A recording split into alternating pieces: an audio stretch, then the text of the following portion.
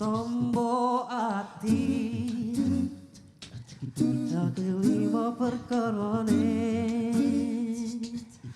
kaping pisan maca Quran lan manane kaping pindho salat wengi lakonono kaping telu wong kang saleh kumpulono kaping papat kudu tenging kang luwe kaping limo zikir wengi ingkang suwe salah sawijine sapa bisa ngelakoni mugi-mugi Gusti Allah nyembadani tombo ati iku limo perkorone kaping pisan maca Quran lan manane kaping pindho salat wengi lakonono kaping telu wong kang saleh kumpulono kaping papat kudu weteng ingkang luwe kaping limo zikir wengi ingkang suwe salah sawijine sapa bisa ngelakoni mugi-mugi Allah Ta'ala nyembadani.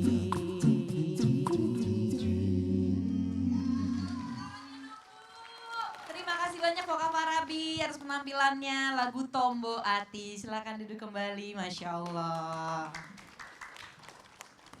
Jamaah. Oh jamaah. Alhamdulillah. Ya buat jamaah yang baru bergabung, hari kita sedang membahas tema yang sangat bagus sekali, yaitu bersih di luar, suci di dalam. Apa Bu? Bersih di luar, suci di dalam. Dengan bintang tamu Voka Farabi. Boleh tepuk tangannya Bu. Ya kalau gitu langsung aja deh nih Ustazah Lulu mohon izin. Nah ini nih baru nih Masya Allah. Ada kayu gua kenari, sekarang ayu mari. Ya? Kenapa tausiah juga ya? Ya. Ustazah saya kan pernah denger nih. Katanya di dalam Islam itu ada 5 fitrah manusia dalam menjaga kebersihan. Nah ini sebenarnya apa saja 5 fitrah manusia dalam menjaga kebersihan itu? Silakan Ustazah. Terima kasih Kakak Jamaah. Oh Jamaah. Alhamdulillah. Hamdan wa syukurillah wassalatu wassalamu ala rasulillah amma ba'du. Pemirsa yang dirahmati Allah, insyaallah mudah-mudahan senantiasa Allah rahmati, Allah berkahi. Dengan bersih suci ini kita mudah masuk dalam syurganya Allah. Amin ya Allah ya Rabbal. At-tuhuru syatrul iman. Kebersihan sebagian dari iman. Innallaha yuhibbut tawwabin wa yuhibbul mutatahhirin. Allah cinta orang yang senantiasa gemar bertaubat dan juga senantiasa mensucikan diri, membersihkan diri. Nah, apa sih yang dimaksud dengan sunnatul fitrah? Subhanallah. Ini dari Abu Hurairah yang diriwayatkan hadis riwayat Bukhari dan Muslim. Al-fitratu khamsun. Sunnah fitrah ini ada 5. Bu, pengen bersih apa enggak? Pengen Ibu ya, insya Allah mudah-mudahan bersih lahir, bersih batin kita. Karena ketika Nabi Muhammad melihat, ya Allah, ini ada seorang laki-laki yang memang rambutnya pun aut-autan, kemudian fisiknya pun juga kumal, tidak dibersihkan, Nabi pun tidak hadir senyumnya. Tapi orang tersebut nyadar, oh kenapa Nabi seperti itu? Sehingga akhirnya, oh mungkin karena memang saya ini tidak bersih, tidak rapi, sehingga esok harinya mulai bersih, rapi, Nabi pun tersenyum. Yuk sama-sama kita jalankan sunnah ini. Yang pertama yakni khitan. Al-khitan atau khitan. Khitan apa ya? sunat. Nah bahasanya sunat ibu ya. Karena ketika zaman dulu ini ada namanya tugasnya bang bengkong ya, apa namanya tuh? Nah itu. Kalau sekarang mungkin sudah tidak sakit lagi ya bu ya, karena ada dengan laser. Anak pun sudah habis di laser, kemudian siap jalan-jalan lari-lari, masya Allah ya. Itu lebih mudah, artinya apa? Nah ini merupakan salah satu sunnah fitrah juga. Yang kedua, al-istihdad. Artinya apa? Mohon maaf ikan sepat ikan patin bahasanya. Mohon maaf lahir batin. Artinya apa? Mencukur bulu daerah kewanitaan. Nah itu wanita, kalau laki-laki silahkan yang laki-laki. Ya, artinya apa? Nah kita jaga ini termasuk juga sunatul fitrah. Kemudian apa? Ini yang ketiga, yakni kumisnya pun juga dirapihkan, dicukur. Ada apa lagi? Nah termasuk juga mohon maaf, ini ketiak. Ya bu ya, ini juga termasuk harus dirapihkan, dibersihkan. Bahasanya memang begini, kita bahasa fikih ya. Masya Allah. Kemudian memotong kuku. Tuh. Wanita kadang kukunya ada yang panjang, entah untuk apa kuku panjang begitu. Dirapihkan, dipotong. Imam Nawawi mengatakan paling lama 40 hari, setelah itu bersihkan. Tapi Masya Allah hadir ketika setiap minggu Jumat, Masya Allah Jum'ah Mubarakah, Jum'ah yang penuh dengan keberkahan. Maka tidak hanya sebatas kita meraih pahala, plus juga kita menjalankan sunnatul fitrah insya Allah. Bisa ya Bu ya? Kita jaga ya Bu ya? Yuk kita ulang lagi ya Bu ya, sunnatul fitrah yang pertama khitan atau sunat. Yang kedua istihdad ya Bu ya, untuk senantiasa kita rapihkan, kita bersihkan daerah kewanitaan, wanita dan laki-laki. Kemudian ketiga kita rapihkan juga, bereskan juga, cukur juga kumis. Dan juga ketiak.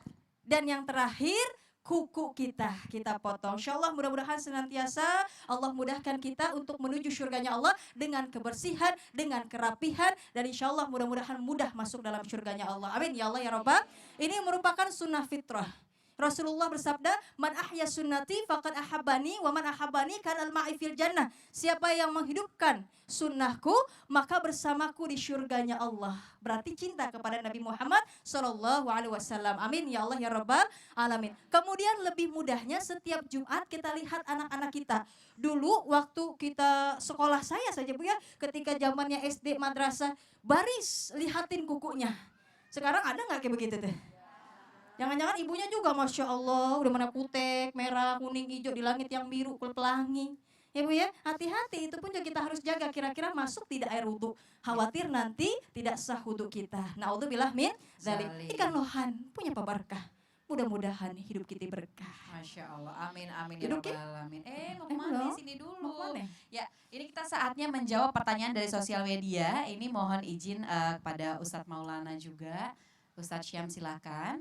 Ya, saat ini langsung saja kita bacakan pertanyaan yang pertama. Ini dari Andi Albar. Assalamualaikum Ustadz Ustazah. Saya Andi Albar nih, umur 17 tahun. Mau nanya nih Ustadz, kenapa ya saya kurang maksimal tinggi badannya? Padahal mama sama bapak saya tinggi. Waduh lucu nih pertanyaannya ya. Aku sudah berdoa kepada Allah dan berusaha. Apa ada bacaan di Al-Quran supaya tinggi badan? Mohon dijawab Ustadz Maulana. Masya Allah. Ustadz Maulana bisa jawab nggak nih? Kalau ada, saya yang baca duluan. Dengerin, persoalan tinggi badan itu adalah takdir dari Allah. Sekali lagi, takdir dari Allah. Jangan paksa keledai mau besarnya sama dengan kuda. Karena keledai memang ukurannya seperti itu. Tapi memang ada kalanya, kok dia tinggi bapaknya, tinggi mamanya. Kok anaknya tidak seperti mamanya bapaknya? Tunggu dulu, bisa jadi kakeknya. Bisa jadi ikut pada kakeknya. Maka perihal tinggi badan ini ada persoalan karena genetik. Ada karena nutrisi. Ingat ya nutrisi.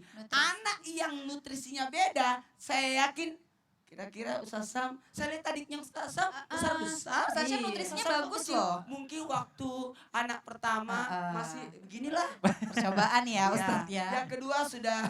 Betul Ustaz. Ustadz Maulana anak keberapa nih? Aku tengah-tengah. Oh, seperti Anak itu ketujuh ya. dari 13 bersaudara. Oh baik. Dari yang ketiga adalah olahraga. Jadi olahraga membentuk itu boleh sebenarnya. Jadi bisa jadi anak yang suka berenang, suka olahraga, itu pasti lebih tinggi daripada yang tidak olahraga.